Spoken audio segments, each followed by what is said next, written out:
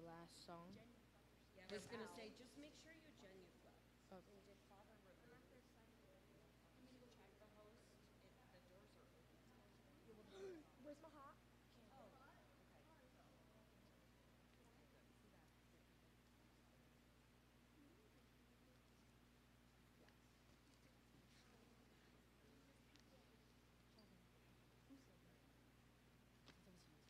Who else said that? Sorry to disappoint you. I'm after. Okay. Well, she took this from me.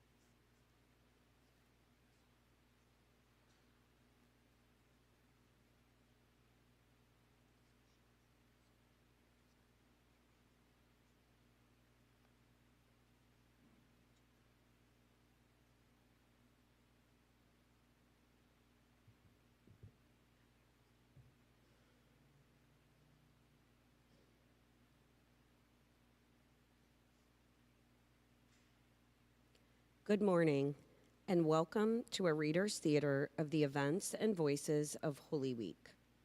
Were you there?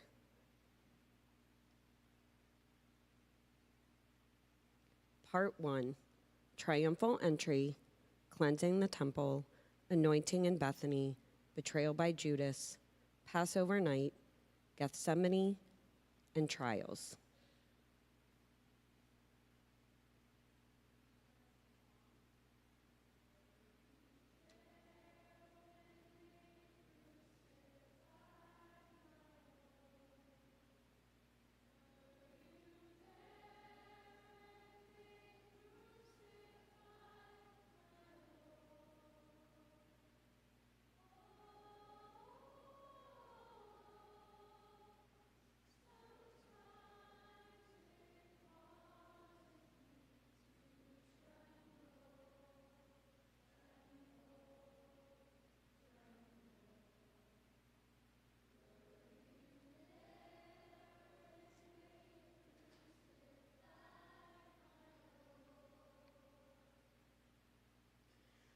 I was there the day Jesus was crucified. I was shocked. I wondered, how could this be happening? Just 5 days before, on Sunday, I had walked to Jerusalem with several friends and family members from our village in the hill country to celebrate the yearly Passover feast. The roads leading to Jerusalem were so full of people. We were finally getting close to the city gates, just one more hill to climb. We started hearing cheering voices behind us. We turned and saw a man riding on a donkey toward us. People were waving palm branches, a symbol of freedom and victory. Children were jumping up and down. Soon we could understand the words of cheering voices. Hosanna! Blessed is he who comes in the name of the Lord. Hosanna? That means save us. Why would people be saying that? As the rider on the donkey came closer to where we stood, I recognized him. He was Jesus, the teacher and healer I had seen and heard a few times in the past 3 years. Many of us wondered if he could be the Messiah the prophets had mentioned hundreds of years ago. I got caught up in the excitement of the moment. I grabbed a branch from a nearby palm tree and began to wave it too. Hosanna, I yelled. Could this man truly be the one who would take charge and save us from the Romans who were ruling us? I sure hope so. Hosanna!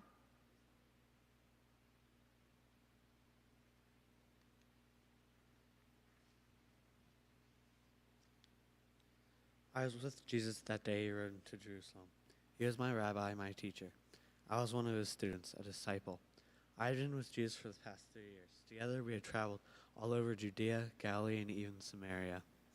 I listened to Jesus teach about the way God wants us to live. I watched amazed as Jesus healed people who were blind, lame, and fed crowds of people with only a small amount of bread and fish.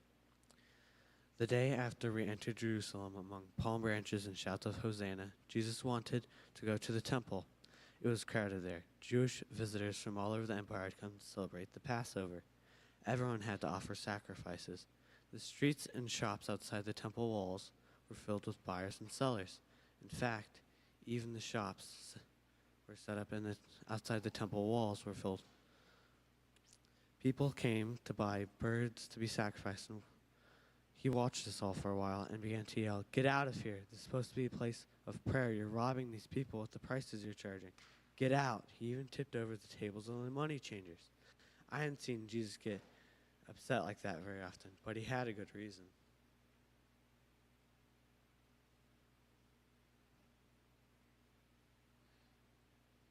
My name is Simon. I am of Pharisees. I used to have leprosy and was sent away from my town of Bethany. A while ago, Jesus healed me, so I was allowed to return home. On Wednesday, I invited Jesus and his disciples to my home. A strange thing happened while they were with me. A woman, whom we all know had a very bad reputation, came into the house and poured expensive perfume on Jesus' head. Many of us thought this was really wasteful. She should have sold the perfume and used the money to help the poor. Jesus, he knew what we were thinking. He told us that he appreciated what she did, that she was preparing his body to be buried. We thought this was a strange and scary thing for Jesus to say. Why was he talking about being buried and, well, when he was alive and, well, right there in front of us?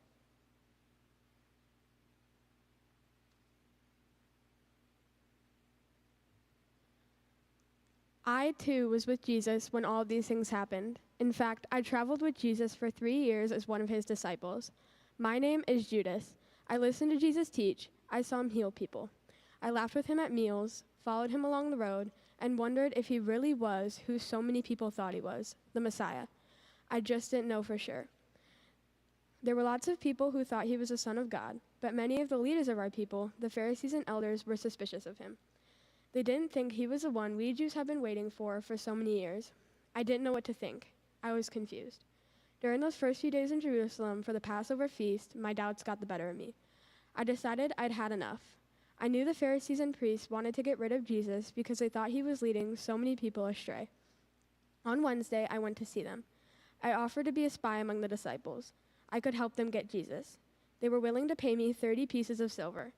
I went back to Jesus and the disciples, but from that moment on, I was always on the lookout for the right opportunity to alert the Pharisees and priests when the time was right to nab Jesus.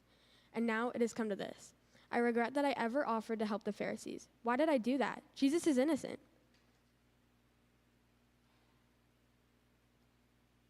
I was there when they crucified my Lord. I, too, am one of Jesus' disciples. I am Peter. Last night, Thursday, was a strange night full of astonishing happenings and many questions. The other disciples and I were gathered together with Jesus in an upstairs room here in Jerusalem. We were eating the Passover feast: lamb, unleavened bread, wine, bitter herbs. We remember the story of our ancestors, the Israelites, leaving Egypt thousands of years ago. While we were eating, Jesus got up from the table and began to wash our dusty feet. Usually a servant did this kind of work. We disciples were all shocked to see our rabbi, our teacher, do this for us. When Jesus got to me, I told him I did not want him to wash my feet, but Jesus insisted that he did so. Later, when he returned to the table, Jesus started talking about many strange things. He said one of us would betray him. We were stunned. Who could it be? One after another, we asked, "Is it I, Lord? Is it I?" John was sitting next to Jesus at the table, so I nudged him to ask Jesus which one of us it would be. Jesus told it was the person he would share a piece of bread with after he dipped it in a bowl to scoop up some food. Then Jesus dipped the bread and handed it to Judas, saying, "What you are about to do, do it quickly." Judas got up and left. We all looked at each other, wondering, where was Judas going? How was Judas going to betray Jesus? After that, we continued eating our meal. Jesus shared bread and wine with us. He told us they were his body and blood that would be given for us. We were confused. What did he mean? When we finished eating, we sang a song together, then got up and walked to the garden outside the city walls, the garden of Gethsemane.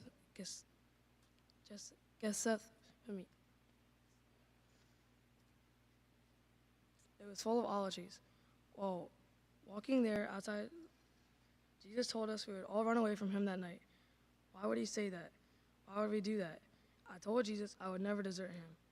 Jesus looked at me straight in the eyes and sadly said, "This very night, before the rooster crows, you will say you don't know me 3 times. I couldn't believe what he was saying, but now it has happened.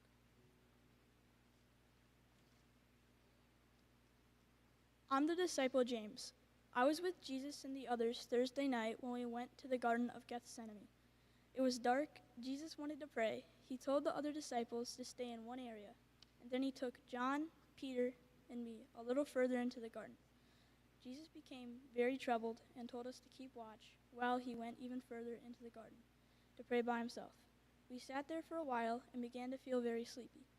We must have dozed off because Jesus came back to us and said again to us to keep watch, but we fell asleep once more.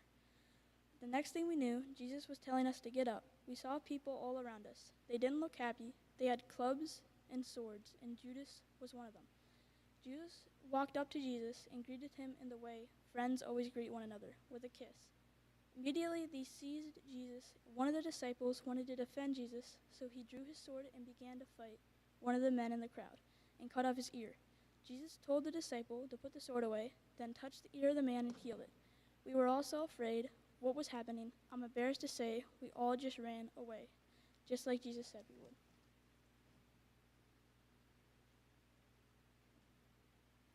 I wasn't in the garden Thursday night, but I still saw Jesus. The crowd that seized Jesus brought him to my house in the middle of the night. My name is Caiaphas. I am the high priest of the Jews. All the leaders of the Jews were gathered with me. We finally had Jesus right where we wanted him. Now we just had to find a reason to give him the death penalty. So we put him on trial in our Jewish court. Several people came forward accusing Jesus of one crime or another, but none of the crimes were punishable by death.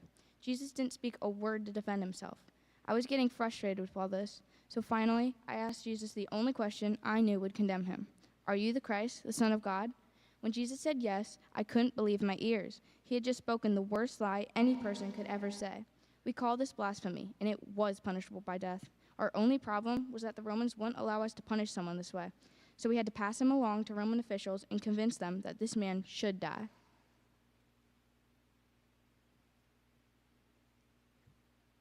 Early Friday morning, the Jewish leaders brought Jesus to me. I am Pilate, the Roman governor in this region.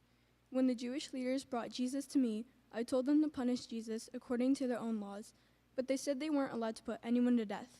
This was true. Under Roman law, only the Romans could put someone to death.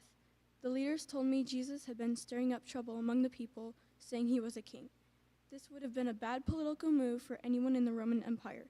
But when I questioned Jesus about this, I found nothing wrong with him. I decided to just punish him and release him. The Jewish leaders didn't want that. They wanted something worse.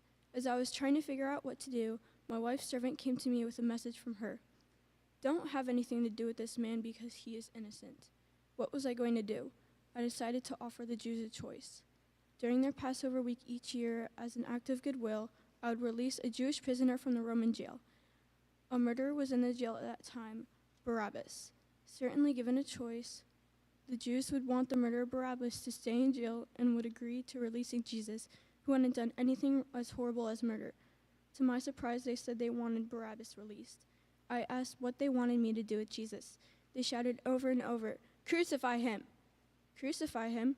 That was a punishment reserved for the worst criminals. The crowd was getting more and more angry. This was a problem. We'd had lots of riots in this region in the last few years, and the Roman emperor didn't like it. I decided to give the people what they wanted so they wouldn't start another riot, but right in front of them, I washed my hands and I told them I wouldn't be responsible for his death. I released Barabbas from jail and handed Jesus over to my soldiers.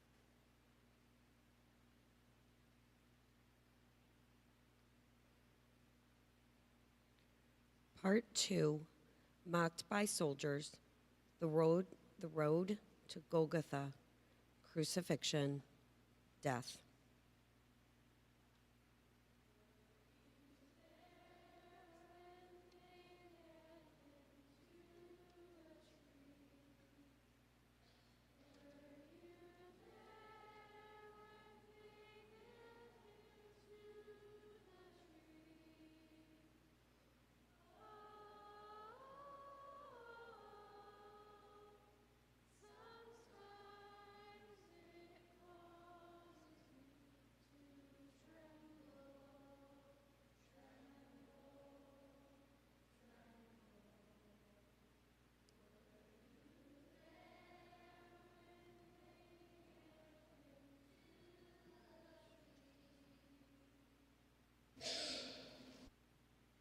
I was there. I am one of the Roman soldiers who led Jesus away from Pilate. We brought him to our compound and punished him as we would any criminal. The Jews said he claimed to be a king, so we put a royal robe on him. He needed a crown, so we found some thorny branches nearby and twisted them into a circle and put it on his head. We even found a king's scepter for him and some nearby reeds. We mocked him by saying, "Hail the King of the Jews." Then we got down to business. We spat on him. We took the reeds from his hand and hit him on the head over and over. With each hit of the thorns of his makeshift crown dug into his scalp deeper and deeper. And finally, we whipped him 39 times. Then we led him away to be crucified.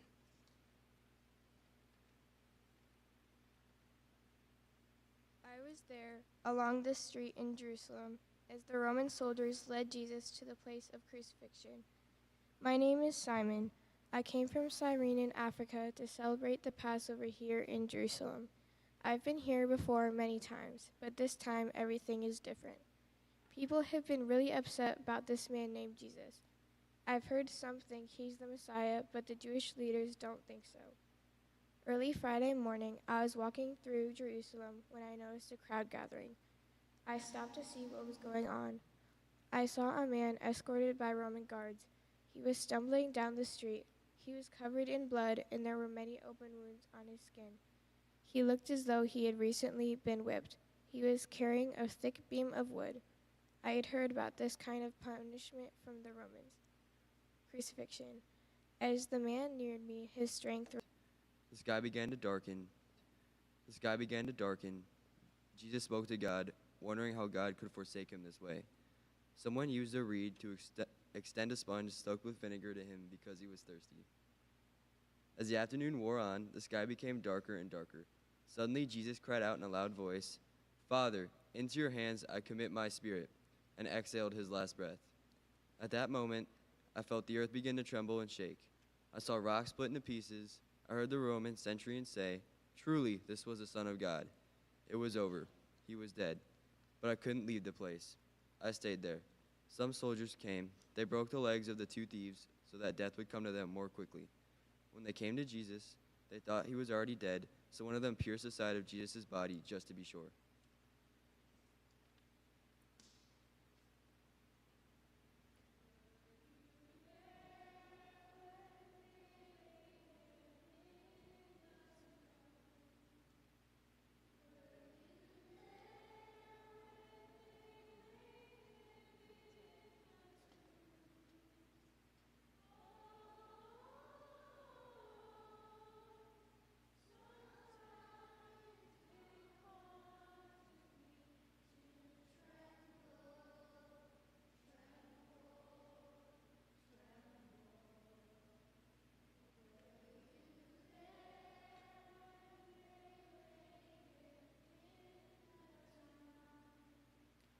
Part 3, Burial.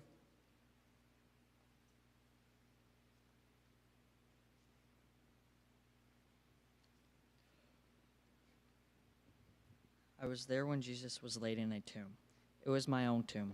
I am Joseph, from the town of Arimathea. I'm a Pharisee, a leader of the Jews. Many of the other Pharisees believed Jesus was a fraud, that he wasn't the Son of God, but I believed he was. I had to keep my belief a secret because I feared what the others would do to me if they knew.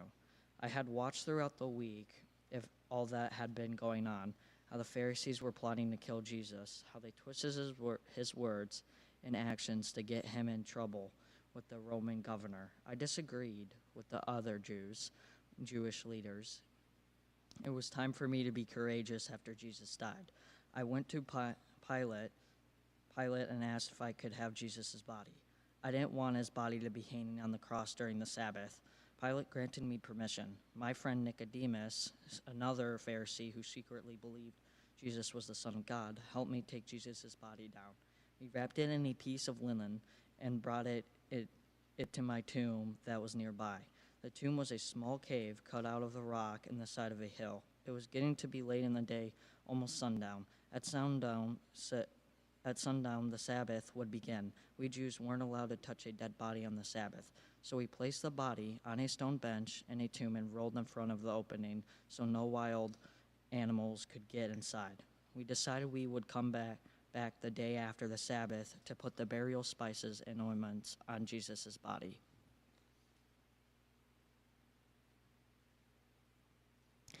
I was there at the tomb, but for a different reason than you might think. I'm a Pharisee. I was satisfied now that Jesus was dead. He was an impostor, leading the Jewish people astray. That was wrong, and we need to put a stop to it. But now I hear that two of our own leaders have buried Jesus' body instead of leaving it to rot in the sun.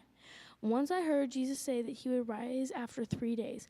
I don't believe it. But what if his disciples steal him away and tell everybody he has risen? That would be worse than anything. To make sure this wouldn't happen, the other priests and Pharisees went with me to talk to Pilate on Saturday. We asked him to send some soldiers and guard the tomb. Then it would be secure and we wouldn't have to worry about any more lies being told.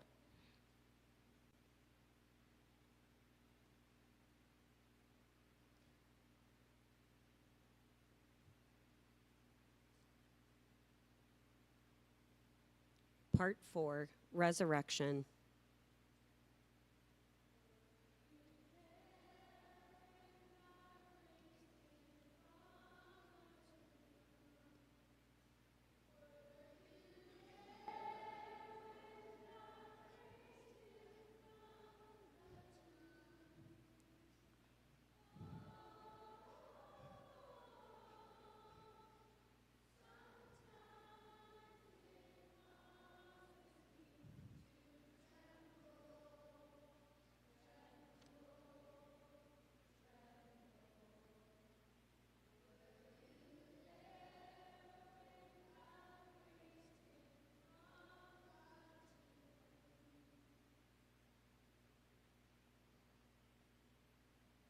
I was there. Oh, it was amazing. My name is Mary Magdalene.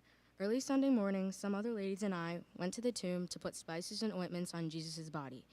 While we were on our way, we felt another earthquake, just like the one on the day Jesus had died. We talked with each other and wondered who would roll away the heavy stone that covered the entrance to the tomb. But when we got there, we saw the stone had already been moved. We went inside and were frightened because we saw an angel in dazzling clothes. The angel told us not to be afraid. Jesus was alive. The angel invited us to look and see that the body was gone, then told us to run back to Jerusalem and tell his disciples the good news. We were trembling with fear and with great joy. We ran to tell the disciples, Jesus is alive. The Lord is risen. The Lord is risen. The Lord is risen.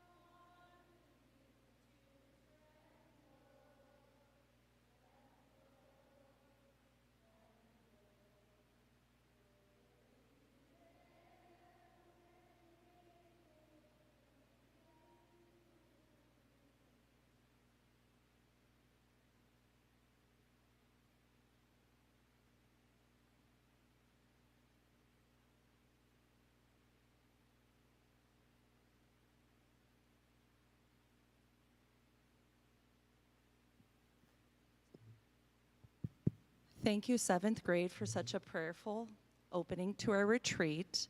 I'm going to ask that you quietly and prayerfully go to your first activity and keep Jesus in your heart throughout the day.